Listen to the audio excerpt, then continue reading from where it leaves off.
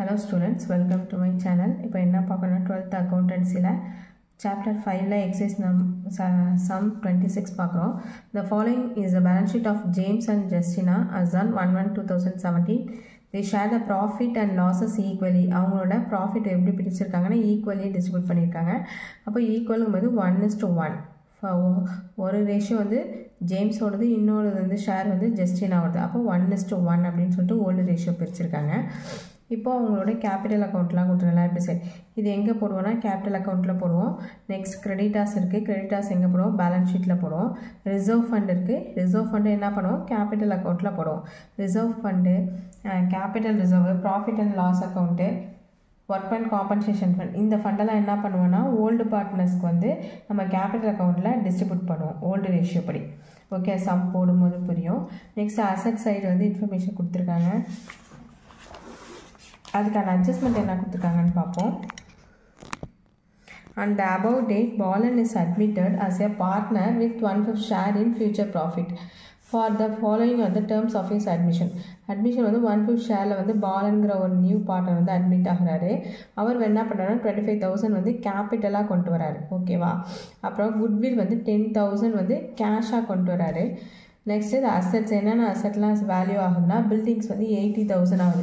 ஏற்கனவே சம்மில் வந்து பில்டிங்ஸ் வந்து 70,000 இருக்குது. பாருங்கள், பில்டிங்ஸ் வந்து 70,000 இருக்கும். அப்போ 80,000 வந்து வேல்யூ ஆகுதுன்னா 10,000 வந்து இன்க்ரீஸ் ஆகிருக்கு, அப்ரிஷியேஷன் ஆகிருக்கு. அப்போ கிரெடிட் சைடு வரும் பில்டிங். நெக்ஸ்ட்டு டெட்டாஸ் வந்து 18,000 இருக்குது.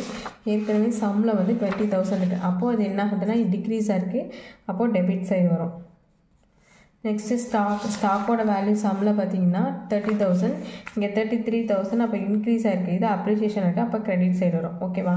இதை வச்சு சம் போடுவோம். Prepare necessary ledger account and balance sheet கேட்டிருக்காங்க.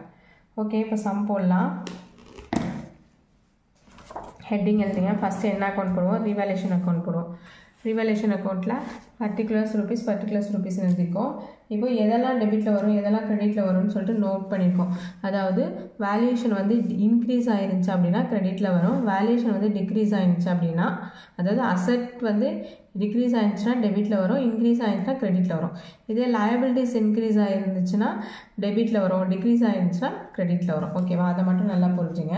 இப்போது நமக்கு என்ன இருக்குது? ஃபஸ்ட்டு பில்டிங்ஸ் என்னவா இருக்குன்னா இன்க்ரீஸ் ஆகிருக்குன்னு சொன்னோம். எவ்வளோ இன்க்ரீஸ் ஆகிருக்குன்னா 70,000 சம்மில் இருக்குது, 80,000 ஆகிருக்கு.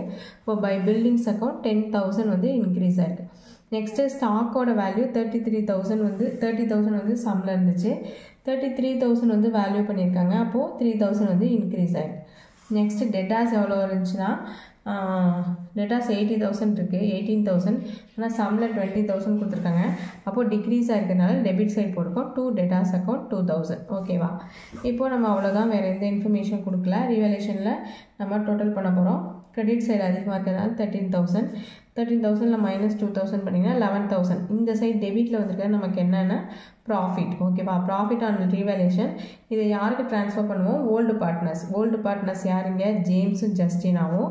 அவங்களுக்கு இந்த அமௌண்ட்டை வந்து பிரித்து கொடுப்போம். 11,000 எந்த ரேஷியோ படி பிரித்து கொடுப்போம்னா அவங்களோட ஓல்டு ரேஷியோ என்ன?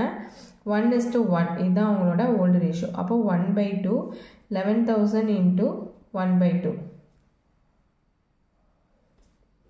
5,500. ஓகே, ஈக்குவலாக தானே அவங்களோட ஓல்டு ரேஷியோ இருக்குது. அதனால் ஈக்குவலாக நம்ம பிரித்து கொடுத்துருவோம். 11,000 வந்துருச்சு. ஓகேவா? இப்படி தான் ரிவாலுவேஷன் அக்கௌண்ட் போடணும். நெக்ஸ்ட்டு கேபிட்டல் அக்கௌண்ட் போட போகிறோம். கேபிட்டல் அக்கௌண்ட்டில் வந்து என்ன பண்ணுவோம்னா நியூ பார்ட்னரையும் சேர்த்து தான் நம்ம கேபிட்டல் அக்கௌண்ட் போடுவோம். அப்போது பர்டிகுலர்ஸ் ஜேம்ஸ், ஜஸ்டினா, பாலன் 3 பேர் இருக்காங்க. இந்த சைடும் பர்டிகுலர்ஸ் ஜேம்ஸ், ஜஸ்டினா, பாலன் 3 பேர் வச்சு ஹெட்டிங் போட்டிங்க. ஃபஸ்ட்டு ஓப்பனிங் பேலன்ஸ் போடுவோம். By balance V/D. அதாவது நம்ம பேலன்ஸ் ஷீட்டில் இருக்க பழைய பேலன்ஸ் எவ்வளோ இருக்குது கேபிட்டல் அக்கௌண்ட்டில் பாருங்கள். ஜேம்ஸ்க்கும் ஜஸ்டினாக்கும் 40,000ம் 50,000 இருக்குது அவங்களோட கேபிட்டல். அதை எடுத்து தான் இங்கே போட போகிறோம். By balance V/D. 40,000 50,000 என்ட்ரு பண்ணிக்கிறோம். நெக்ஸ்ட்டு புதுசாக வந்திருக்காங்கல்ல பாலன், அவர் எவ்வளோ கேபிட்டல் கொண்டு வராருன்னா 25,000 கொண்டு வரார். அப்போ பை பேங்க் அக்கௌண்ட் போட்டு 25,000 அவருக்கு கொடுத்துரும். நெக்ஸ்ட் வேறு என்ன சம்மில் வந்து ஃபண்டு இருக்குது அப்படின்னு பார்த்தா ரிசர்வ் ஃபண்ட் இருக்குது. ரிசர்வ் ஃபண்ட் எவ்வளோ இருக்குது? 15,000 இருக்குது. இந்த 15,000 என்ன பண்ண போனால் ஓல்டு ரேஷியோ படி டிஸ்ட்ரிபியூட் பண்ண போகிறோம். யாருக்கு? ஓல்டு பார்ட்னர்ஸ்க்கு. ஓல்டு ரேஷியோலவே 1:1 இதான் ஓல்டு ரேஷியோ. அப்போ 1/2 15,000 இன்ட்டு 1/2 பண்ணிங்கன்னா 7,500, இங்கே 7,500 ஈக்குவலாக டிஸ்ட்ரிபியூட் பண்ணியாச்சு. ஓகேவா? நெக்ஸ்ட்டு ப்ராஃபிட் கிடச்சிச்சா ரீவேல்யூஷனில், அது எங்கே ட்ரான்ஸ்ஃபர் ஆகிருக்குன்னு சொல்லியிருக்கோம்? ஓல்டு பார்ட்னர்ஸ்க்கு. அதை அப்படியே ட்ரான்ஸ்ஃபர் பண்ணுறோம். By revaluation account 5,500. ஓகேவா? நெக்ஸ்ட்டு குட்வில் எவ்வளோ கொண்டு வராரு? 10,000 வந்து அவர் கொண்டு வரார். இந்த 10,000 என்ன பண்ணணும்? குட்வில் வந்து 10,000 கொண்டு வராரு, கேஷாக கொண்டு வரார். அப்போது அந்த குட்வில்லை வந்து ஓல்டு பார்ட்னர்ஸ்க்கு சாக்ரிஃபைசிங் ரேஷியோவில் பிரித்து கொடுக்கணும். எல்லாம் ஞாபகம் வச்சுங்க. குட்வில்லை வந்து நியூ பார்ட்னர் கேஷாக கொண்டு வந்தாருன்னா அதை வந்து ஓல்டு பார்ட்னர்ஸ்க்கு சாக்ரிஃபைசிங் ரேஷியோ படி டிஸ்ட்ரிபியூட் பண்ணணும். இப்போ நமக்கு சாக்ரிஃபைசிங் ரேஷியோ கண்டுபிடிக்க என்ன formula? Old ratio minus new ratio. New ratio அவங்க கொடுக்கல. அப்போ ஓல்டு ரேஷியோவை என்ன பண்ணணும்னா சாக்ரிஃபைசிங் ரேஷியோவாக கன்சிடர் பண்ணிக்கணும். ஓகேவா? அப்போ 10,000 இன்ட்டு 1/2 10,000 இன்ட்டு 1/2 இப்போ கேல்குலேட் பண்ணிங்கன்னா 5,000 ஈக்குவலாக 5,000 இதை ஓல்டு பார்ட்னர்ஸ்க்கு டிஸ்ட்ரிபியூட் பண்ணிட்டோம். ஓகே, அவ்வளோதான். வேறு ஏதோ இது வந்து அவர் நியூ பார்ட்னர் வந்து குட்வில் வந்து கொண்டு வராமல் அவர் கேபிட்டல்லே எடுத்துக்கிற மாதிரி இருந்துச்சுன்னா இங்கே வந்து அவரோட அக்கௌண்ட்டில் போடணும். யார் இப்போ நியூ பார்ட்னரோ அவரோட நேமில் போட்டு அந்த சைடு அந்த அவங்களுக்கு பழைய பார்ட்னருக்கு வந்து பார்ட்னரை போட்டு அவரோட கேபிட்டல்லேருந்து லெஸ் பண்ணணும். இது கேஷாக கொண்டு வந்தால் இப்படி தான் என்ட்ரி போடணும். ஓகே, டோட்டல் பண்ணிவிடுவோம். இதை டோட்டல் பண்ணால் 58,000 வருது. ஜஸ்டினாவோட டோட்டல் பண்ணால் 68,000, பாலனோட 25,000. இதோட க்ளோசிங் பேலன்ஸ் எழுதிட வேண்டியதான். To balance C/D 58,000 68,000 25,000. இதோட ஓப்பனிங் நெக்ஸ்ட் மந்த் ஓப்பனிங் எழுதிங்க. By balance B/D 58,000 68,000 25,000. ஓகேவா? இப்போது கேஷாக குட்வில் கொண்டு வந்திருந்தாங்க அப்படின்னா நம்ம என்ன பண்ணால் ஒரு கேஷ் அட் பேங்க் அப்படின்னு சொல்லிட்டு அதுக்கு ஒரு லெஜர் போடணும். போடும்போது பர்டிகுலர்ஸ் ருபீஸ் போட்டுருங்க. To balance B/D first opening balance பண்ணணும். ஓப்பனிங் பேலன்ஸ் எங்கே இருக்குன்னா பேலன்ஸ் ஷீட்டில் அவங்க கேஷ் பேலன்ஸ் ஷீட்டில் பாருங்கள் பேங்க்குன்னு சொல்லிட்டு 15,000 கொடுத்துருக்காங்க. அதுதான் என்ன பண்ணால் டு பேலன்ஸ் B/D 15,000 போடணும். ஓகேவா? போட்டுட்டு கேபிட்டல் அக்கௌண்ட்டில் பேங்க் எங்கெல்லாம் வருதோ அதெல்லாம் ஆப்போசிட்டாக போடணும். இப்போ இங்கே பேங்க் யாருக்கு கொடுத்துருக்கோம்? 25 பாலன்ஸ் கேபிட்டல். அப்போ டு பாலன்ஸ் கேபிட்டல் வந்து 25,000 கொண்டு வராரு. நெக்ஸ்ட் இங்கே பேங்க் பாருங்கள். ஜேம்ஸுக்கு 5,000 ஜஸ்டினாக்கு 5,000 டிஸ்ட்ரிபியூட் பண்ணியிருக்கோம். அதே இங்கே James capital account 5,000 Justina capital account 5,000. இதை அப்படியே என்ட்ரு பண்ணிவிட்டு டோட்டல் பண்ணிங்கன்னா 50,000 வருது. இந்த 50,000 என்ன ஆகிடும்? க்ளோசிங்காக நம்ம போட்டு கேஷ் அட் பேங்க் அக்கௌண்ட் போடணும். ஓகேவா? நெக்ஸ்ட்டு பேலன்ஸ் ஷீட் போட போகிறோம். பேலன்ஸ் ஷீட் போடும்போது ஹெட்டிங் எழுதிட்டு கேபிட்டல் அக்கௌண்ட் ஃபஸ்ட்டு போடுவோம். கேபிட்டல் அக்கௌண்ட்னா 3 பார்ட்னரோட சேர்ந்து கேபிட்டல் கண்டுபிடிச்சி வச்சுருக்கோம்ல அதை தான் இங்கே என்ட்ரு பண்ணணும்.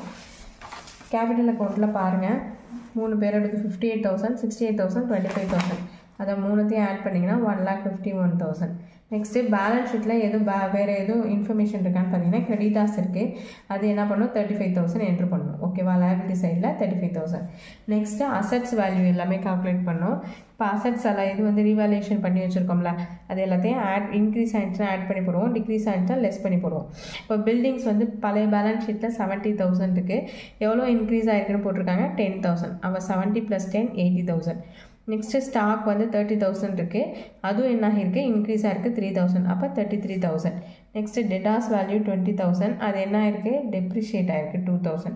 அப்போது 18,000 மைனஸ் பண்ணி போட்ட வேண்டியதான். Next cash at bank. Cash at bank வந்து நம்ம பேலன்ஸ் ஷீட்டில் உள்ளது போடக்கூடாது. நம்ம ஏற்கனவே கேஷ் அட் பேங்க் கண்டுபிடிச்சிருக்கோம்ல ஒரு லெஜர் போட்டு எவ்வளோ வருது? 50,000 வருதுல அதை தான் வந்து என்ன பண்ணால் கேஷ் அட் பேங்க்னு சொல்லிட்டு கிரெடிட்டில் போடணும். நெக்ஸ்ட்டு ப்ரீபெய்டு இன்சூரன்ஸ் அது பேலன்ஸ் ஷீட்டில் இருக்குது. ப்ரீபெய்டு இன்சூரன்ஸ் அது அப்படியே போடணும். 55,000 போட்டுட்டு எல்லாமே இன்ஃபர்மேஷனையும் போட்டுட்டு எல்லாத்தையும் ஆட் பண்ணுங்கள். ஆட் பண்ணால் லைபிலிட்டிஸும் அசட்டும் டேலி ஆகணும். இங்கேயும் 1,80,000 வருது, 86,000 வருது, இங்கேயும் 1,86,000 வருது. அப்போ தான் நீங்கள் போட்ட சம் கரெக்டுன்னு அர்த்தம். ஓகேவா? தேங்க்ஸ் ஃபார் வாட்சிங்.